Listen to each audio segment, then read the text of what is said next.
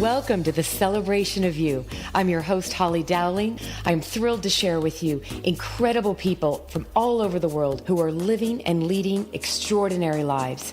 From overcoming immense adversity to discovering the secret sauce to leading with courage and grace. Their stories are going to bring you hope and inspiration. Now, let the stories begin. I can't even stand the wait anymore because I'm so excited for this day. I'm excited. I'm honored. Holly, I love you, and I thank you for this opportunity. Oh, Cherie, you have no idea, my friend. To meet you and to become immersed in the world of what you've done, who you are, how you show up, I'm continued to be blessed by just experiencing someone like you in this world. And so to the world and to all the listeners, you're about to experience one of the greatest human beings I think I've ever been blessed to be connected with. Yep. Oh, yeah, you're in for a treat. And I don't even know where to start. So you know where I'm going to start, Cherie? Is I'm going to start with welcome, Cherie Mathews. And there is such an incredible journey that this woman has been through, been about, and continues to make a difference in our world. So Cherie, you know, when I first met you, which is still like sticks in my head like it was yesterday, right? Like you remember when we met? Yeah, at EBW. Yeah, EBW with Ingrid and this room full of amazing, Allie and Naya and Luis, and we could go on and on about all these incredible women we've met that are making a difference in the world. You, my friend, though, made a difference in my heart that day, and you have a story that I was like, oh gosh, Cherie, can you please share? I want everybody to hear all the story. So I got to just let you run with it. And I don't even know where to begin, but you have passions that have exceeded like what most people think about doing. You have actually lived and done. So where do you want to start with this journey? Because I want to end with what your journey has done to change this world. But where do you want to start? I'd like to start. Well, thank you, first of all, for having me. I love you. And I'm going to just say that I started off with my father's was very, very wealthy, and I was not. Does that make sense? No, I don't think I know this part of the story. Can you elaborate? Okay, my father was very, very wealthy, and I was not, which meant I lived in my home of my father, but I had to work for every single thing, cut the grass for $3 just to see a movie, that type of thing. He made me have a work ethic that was beyond what would be considered normal. So why I'm telling you that is I had to go to school. I worked 2 jobs. I had to support myself. Okay. I was shoe gooing my shoes. and I could only afford a 125 CB Honda motorcycle because I was too cool to ride the bus. Okay? Oh, I love where this is going. Yeah. Love it.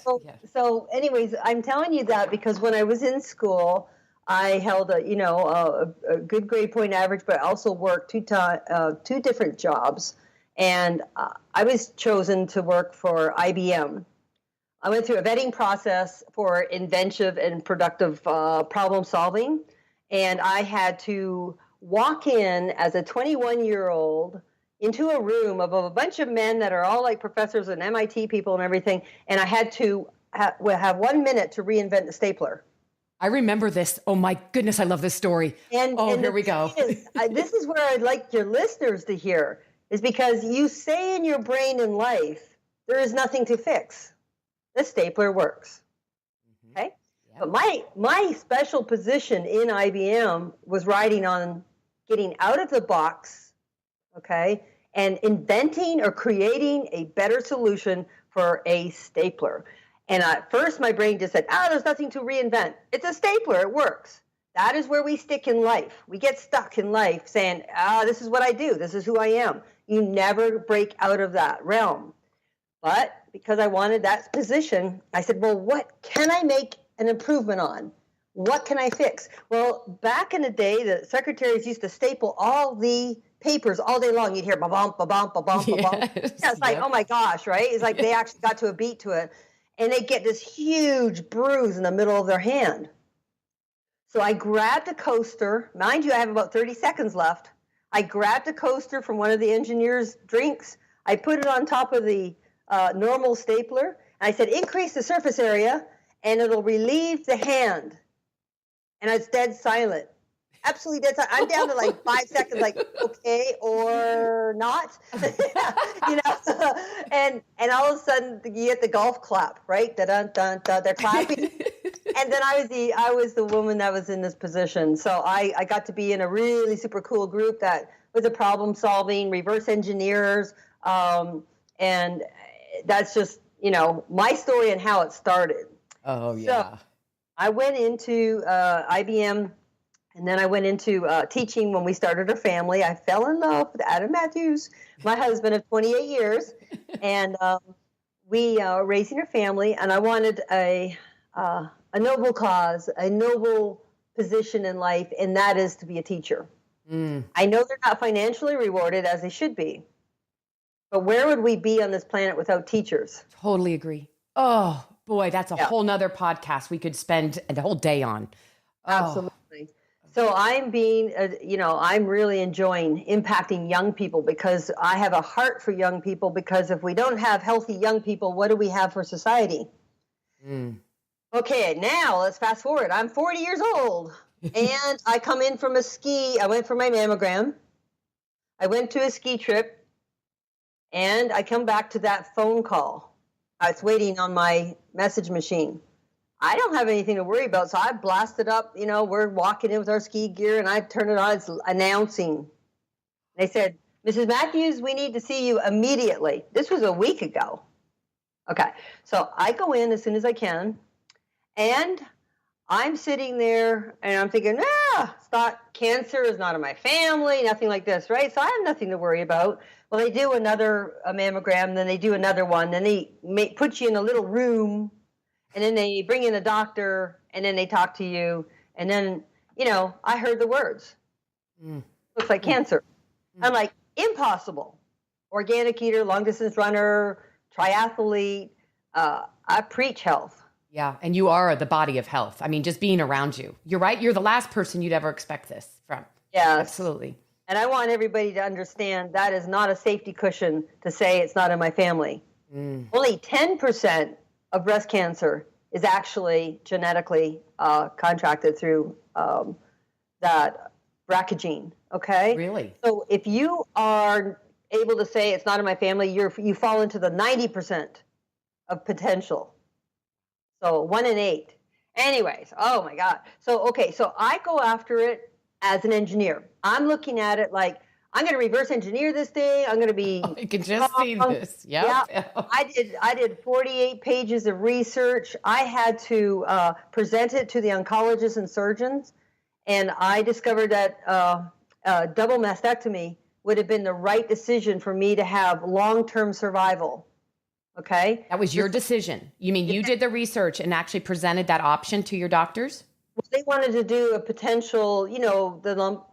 And I'm nothing against it, but other types of treatment. Okay. And I determined that I want cancer out of my body. This is my personal decision. Everybody's got to make their own personal decision. Right. Okay. So we get through all that. I fight for this double mastectomy. They said, you have cancer only in one side. Okay. So we can't take off the other side. And I said, everything I'm reading, it could be a bilateral disease. I want a clean slate. I don't want to think about cancer. No, we don't do that. Okay. Go through the board. I present my 48 pages of research. Why I'm telling you this is be your own advocate. Oh, yes. Please ask questions, take notes, and figure things out. Don't just go there like a sheeple and just go through the system, okay? Ask questions. Make sure you're confident that you're doing the right thing for your body. Okay. Then I get the okay for double. I prove my point. I wake up from surgery, and she tries to get me dressed. I brought my husband's dress shirt, something big and loose as they tell me to, and I don't know what's going on, but I wake up, and she's trying to get me dressed. And she pushed my arm back, and I got sick because of the movement. And she said to me, why did you bring this? It's too hard for me to get on. I said, excuse me? I said, this is my first mastectomy. And why don't you provide something so I don't have to get in trouble for what I brought? Unbelievable. And then, Holly, it dawned on me that a sprained elbow receives more equipment to heal in than a woman who's lost her breast, battling the tears within, which is cancer, and you feel like the bride of Frankenstein. It's emotionally, physically, and spiritually an attack. Why would I get in trouble for trying to guess on what to bring to go home in? When a sprained elbow gets a sling, doesn't seem fair. So then I said to myself, I'm pretty sure if a man lost his man parts, he wouldn't be told to bring his wife's skirt to come home. Ooh, Cherie, you're exactly right. You are exactly right. Whoa. When I pushed through and I asked the nurse, why don't you have something? She says, women have always just suffered in silence. The nurse said that? The nurse said those words. I fortunately had a very cranky nurse. The reason why it's fortunate is because it pissed me off. Yeah, that was the blessing in disguise, right? And this is another takeaway. Sometimes the worst things that you think that just is not right and should not have happened are the absolute best things that can happen to you. Amen, sister. Right? And that you got to be willing to see it for that.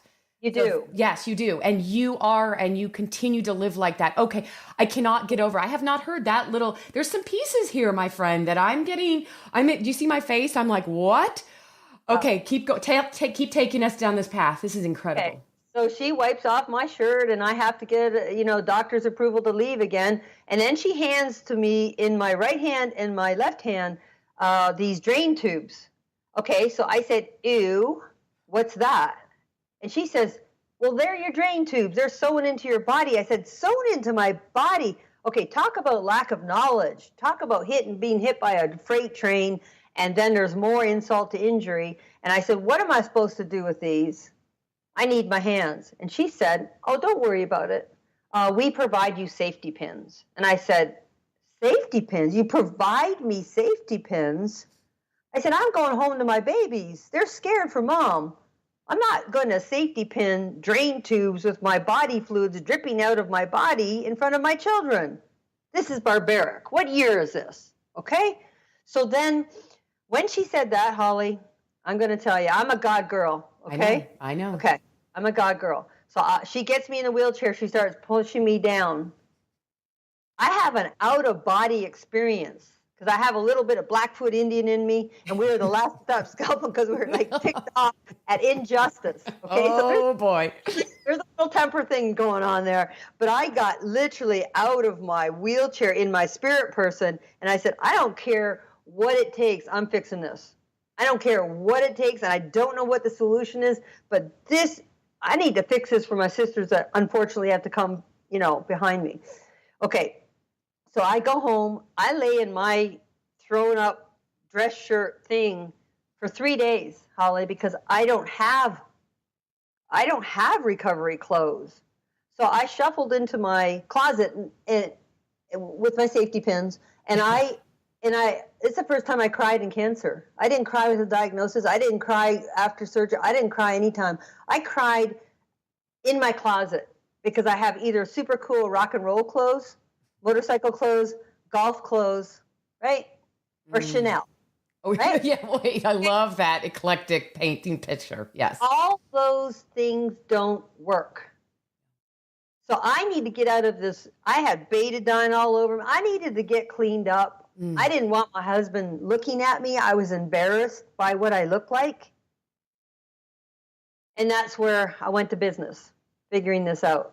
Now, the funny story is, it's really funny, I failed home ec. Really? I can't sew. I staple things and I glue. I was raised by my dad, and we didn't have that type of environment. I was into, things that moved and gears and boats and stuff. So here I am saying, it has to be a garment. I got to make a garment. I've got to make clothing because you need your body covered. Yeah. And so I went down, I said, I think I better establish a business. I don't know what I'm doing. Okay, I'm an IBM and teacher person, right? I'll get what's called DBA, doing business as. Okay, cool. $12. That's good. That's good.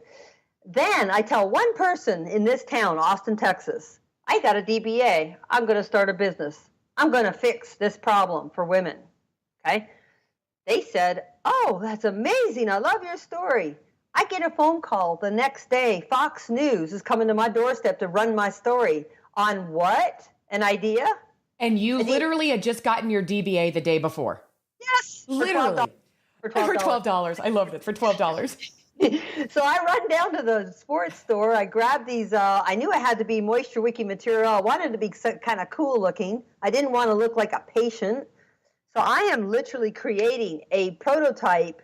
I take it home. I cut it up the middle. Yeah, you got to get it on easy. I mean, this is the onset of invention. Okay. Yeah. And I'm like, I can't sew, so I can stick and glue. And so I made 3 shirts after going to Joann Fabrics and crying on their doorstep saying, I have to create a prototype and I can't sew. I failed home ec. And so I made this prototype thing. But Holly, this is the funny part. Because they were I wanted Velcro opening so it's easy. I had those sticky things. So they're doing, in my interview, the cameras got really, really close to my prototype. Yes. I'm like praying that those little buttons don't pull off because they're just stuck. I don't have a real product. I'm talking to the world about an idea, right? Anyways, so then I started getting really serious about this because of that news coverage. Gosh, I'm telling you. And so I had to watch Coco Chanel 3 times to say, what I want in this invention in clothing and textile is what I'm going to get. In other words, my concept of solution cannot be compromised. So vendors keep telling me, oh, you can't have that kind of fabric. You can't have that kind of fabric. I fought for a year for the fabric to be as soft as feathers because the body is just all inflamed and it hurts so badly. I want it to be like a little gentle hug. Oh. Okay.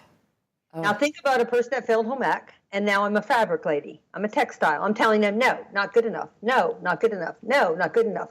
Until they put their hands up and say, lady, we can't make you happy. There is no fabric. I found it. I got it. I got the fabric.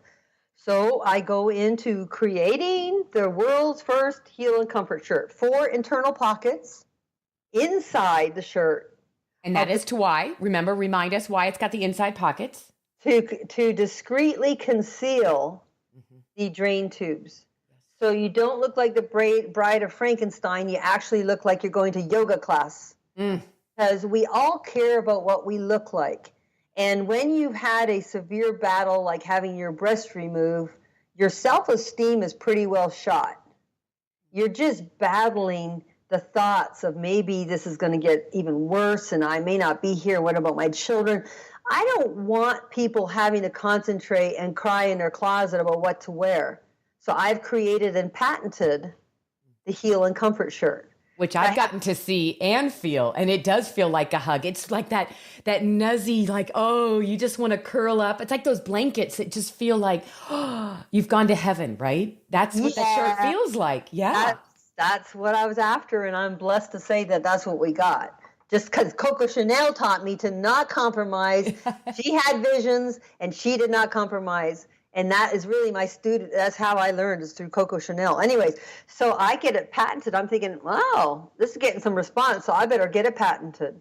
I have to write my own patent. Why? I was determined to bootstrap my business. Now, I'm personally, financially, very blessed, but I wanted to be that voice for all people that I believe within every single human being, they have solutions and inventions and really super cool ideas, and they have nowhere to go. Because we're taught that to run a business, you have to basically have an investor. You have to have $500,000 to get started. It's overwhelming. So bootstrapped, Holly, I started my business with $1,000, bound and determined to never rescue myself with my own financials. Okay. Love that. And so, yes. And so I had to go through the bootstrap experience. So that comes to patenting. I did my own patent. Okay, I wrote it up. You can do it by USPTO.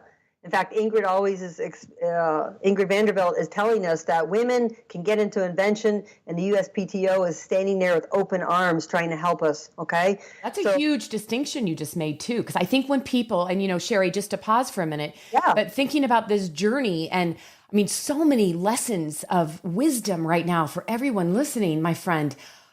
that's just blowing my mind listening to you again and knowing how amazing you are in your story. But I don't want anybody to miss this, that you chose to intentionally, you have plenty of money. It wasn't about not having the resources, but you wanted to do this because it was such a heartfelt mission and passion that you also wanted to be as realistic and authentic, that for anyone else out there that has a heart for something. And I love how you said, all of us, children, adults, we all have ideas and these brilliance, the light bulbs going on, but people automatically get in their own way and limit themselves because they think of, I don't have enough money. I could never do this on $1,000, right? You did it. And the whole patent thing you just mentioned, I don't want anybody to miss that, because that stopped me in the past, my friend.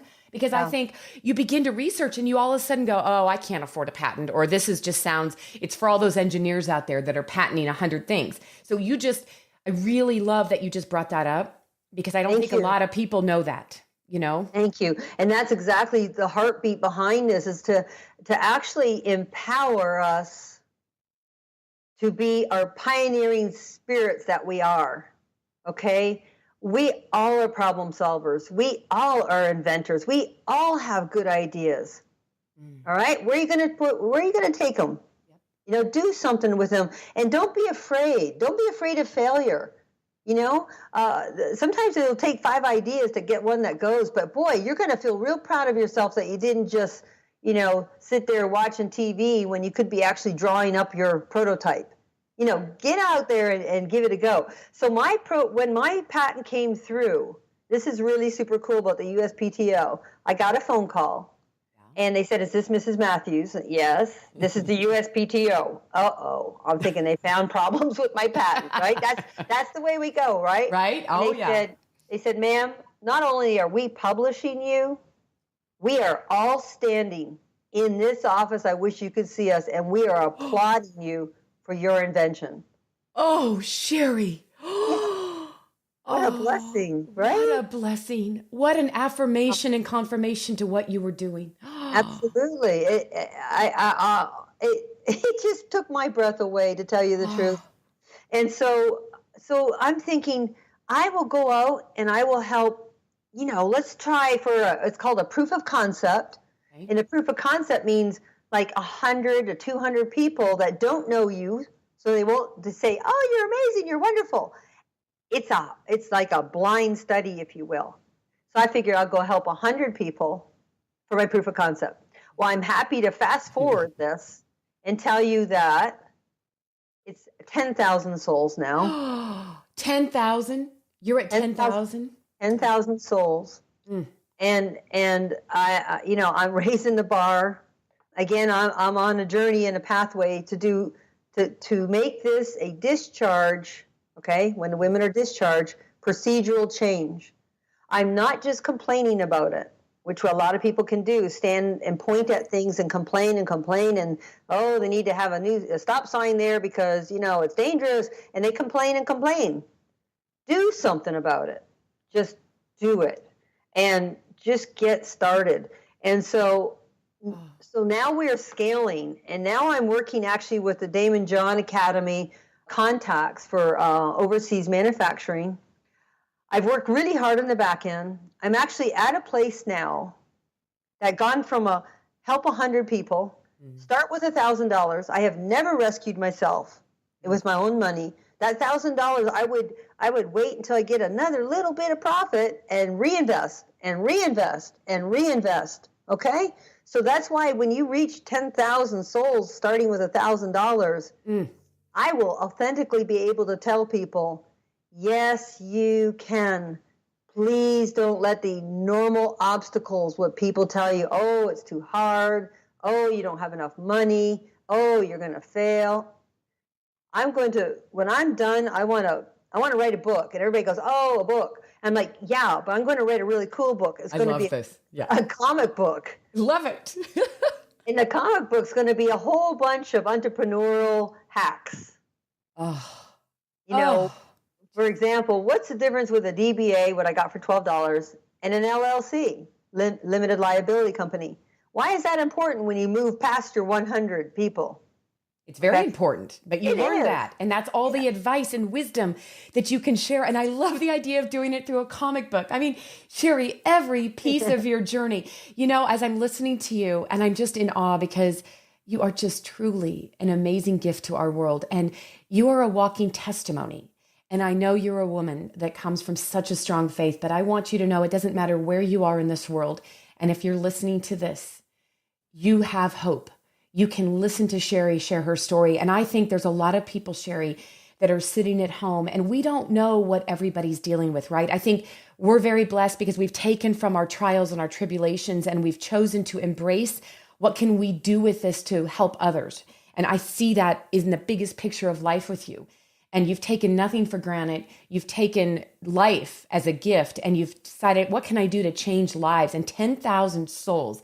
This is unbelievable. So there's another story though, and I know we're getting close to being running out of time, but I have to hear, I want everybody to hear the story because it's another amazing, it just gives hope and it shows you to what you're passionate about to make a difference in lives. So before we tell everybody how they can learn more about you and your company, because I want you to make sure to tell everybody, will you just give us a tiny taste of the story you shared with me about children and just golf? I'd be honored to. I would love Okay, so if I say let's teach children golf, most people will think of an X amount of demographics and location, okay? So briefly, when I was teaching, a friend came to me and she said, certain people are taking golf lessons. And I'm like, well, that's great. They have a par 3 in their house. So that doesn't really surprise me, right? They live in, like these places. I said, you know what, Benna Cawthorn, that's my best friend.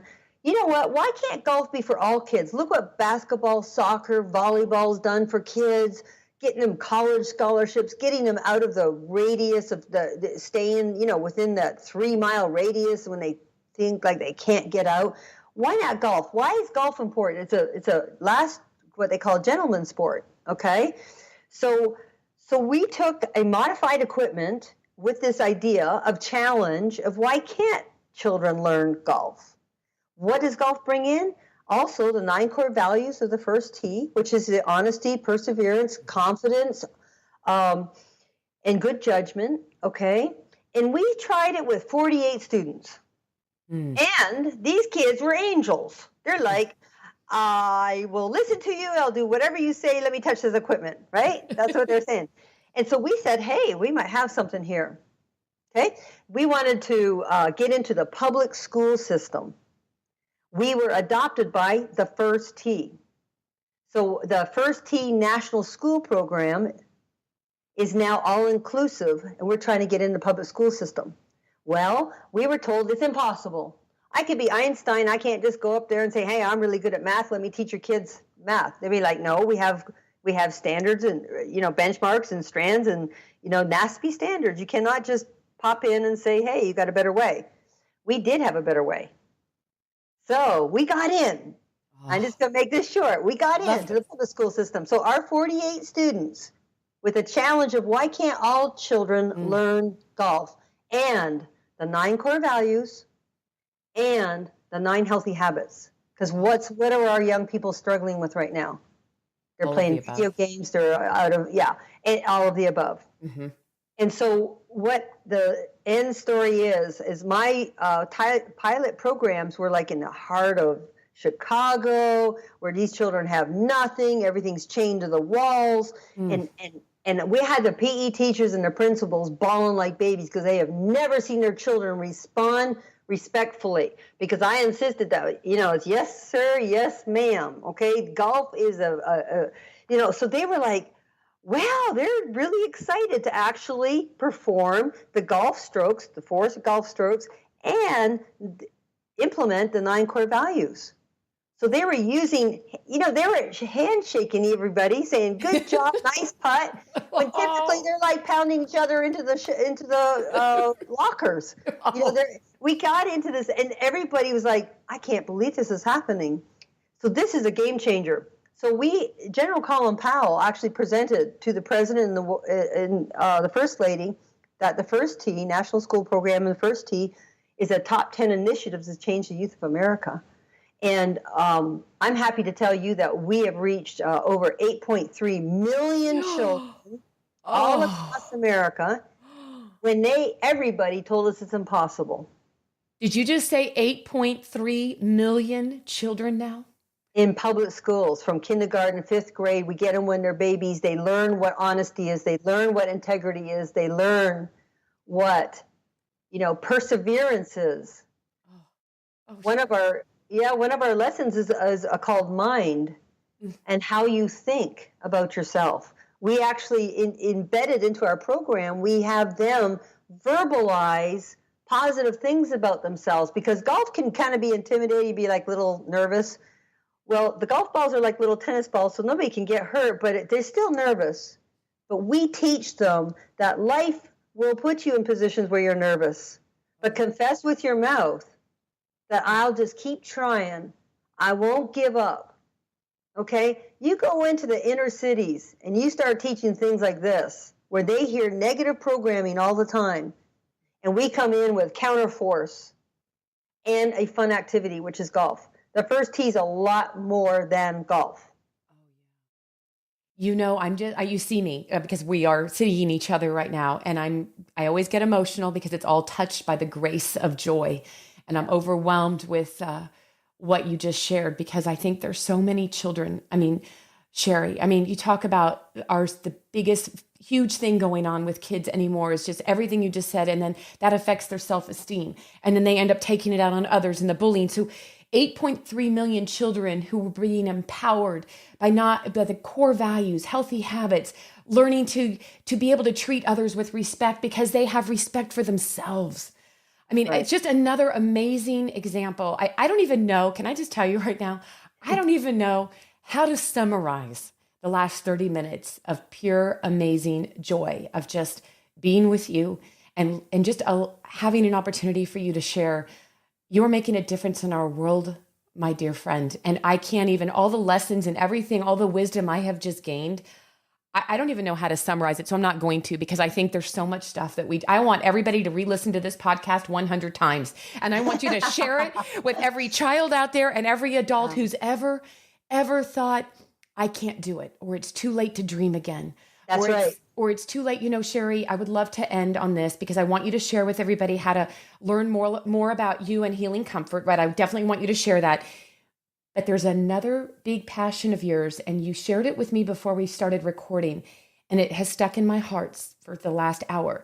And that is, you said someday you have a dream that all the pioneering of inventions that live in the hearts and souls and brains of human beings everywhere. And you used an analogy. Will you share that? Because I think there's a lot of people out there behind closed doors. Yes. And all these people with all these different situations.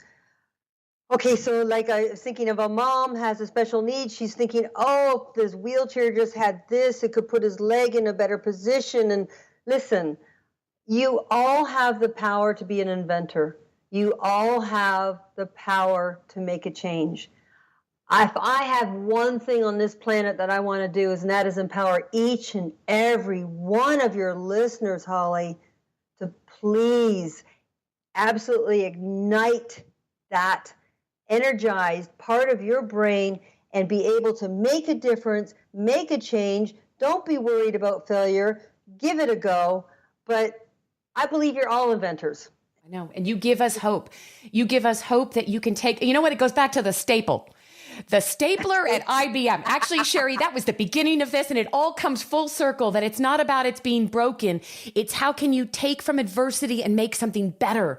What's right in front of us, instead of wallowing in the woe is me. And I know everybody laughs when I say this, but it's so true. I choose to not live in woe is me. It's about wow is me.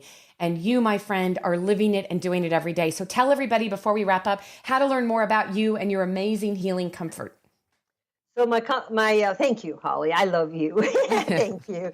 We could probably go on for hours and hours. We could. So my website is heal, HEALIN, comfort, COMFORT.com. Healincomfort.com. Why was it named Heal and Comfort?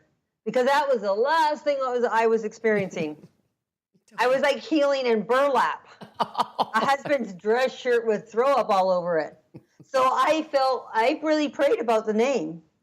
And what do I want to change? I want people to heal in comfort. Take one thing off the list. And somebody out there, if you know how I can get in to the policymakers to make it a procedural change, please reach out to Holly so she can reach out to me, because that is a missing link. And right now, Holly is giving me my opportunity to make the voice louder and reach more people to be able to find the way, just like the golf, but the way to make this a procedural discharge change that our sisters that are coming behind us will never even know that they had to wear husband's dress shirts and bring safety pins. So the key thing is standardization, fair for all. Think about a sling for a sprained elbow. That's what I want the heel in comfort post-op shirt to be. That's it. And that, it just sounds so, just the way you just said it, heal in comfort, it sums up this entire opportunity to spend this precious time with you, my friend. Thank you. Thank you from the bottom of my heart. I know everyone listening, I have listeners around the world, and there's people that are in all kinds of positions in companies around this world that you never know who's going to hear this, that not only will be touched personally, because we know the stats right now, you know, cancer, there's somebody that's either personally been touched by it in your present family, or, I mean, it's sad and it's scary, but it's people are making a difference because of people like you, Cherie. So thank you, my dearest friend. I can't wait to see you again soon. Holly, I got a good idea. What? Go. Why don't we have your listeners respond to you? You know how Just Do It, like Nike did the Just Do It? Yeah. Let's just do Just Doing It. I'm doing it. Let's do a new thing, hashtag I'm doing it, so they can respond to you and let you know that they're doing something about their ideas. I love that. Just doing it. Let's do it. Okay, that's our challenge right now. Let's do I'm doing it. I'm doing it. Hashtag I'm doing it.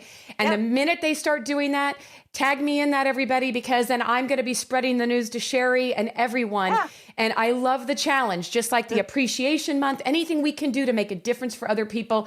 I want to know you're doing it. I'm doing it. I'm doing it. I love it. And that was not planned. I love it. Planned. That's it right there, right there. I'm doing it. I'm doing it. Hashtag I'm doing it. And actually, when we're done, I'm going to hashtag that right now to kick off when we go. Thank you, my dear. You are amazing. You're a blessing.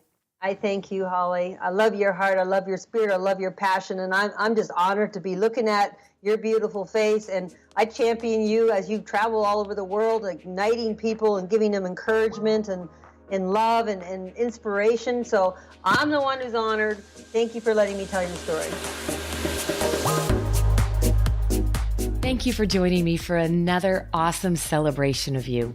If you were inspired by this story, please share it with your family and friends and hashtag Your Story Matters. I'd love to hear from you, so please leave a comment on iTunes. And absolutely, please come to my website, hollydowling.com. Leave a comment there too, and while you're there, pick up your free gift. Most importantly, though, just remember that your life is a gift from God. What you do with it is your gift back.